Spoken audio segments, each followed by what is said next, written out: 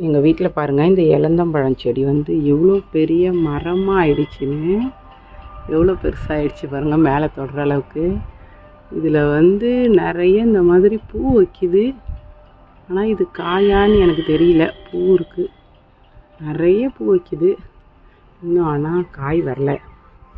கண்டிப்பாக காய் வந்துச்சுன்னா நான் வீடியோ போடுறேன். நானே ரொம்ப நாளைக்கு அப்புறம் இப்போ தான் இந்த தண்டு பக்கம் பார்க்குறேன். எவ்வளோ பெருசாக இருக்குது மரம். இவ்வளோ மொத்தமாக பெருசாக வளர்ந்துருக்கு. இவ்வளோ மொத்தமாக வளர்ந்துருக்கு.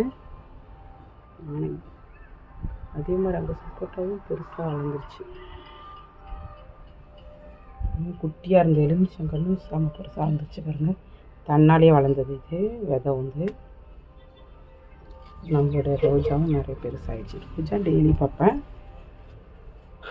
சீமை இலந்தம்பழம் மரத்தை இப்போ தான் பார்க்குறேன். எவ்வளோ பெருசாக வளர்ந்துருக்கிறது. நிறைய பூ வச்சுருக்கு.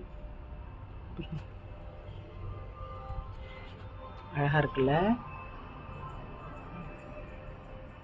எவ்வளோ பெருசாக வளர்ந்துச்சு. பார்ப்போம் காய்க்குதான்னு. இந்த பூவெல்லாம் காய்ச்சிச்சின்னா கண்டிப்பாக வீடியோ போடுறேன். டாட்டா பாய்.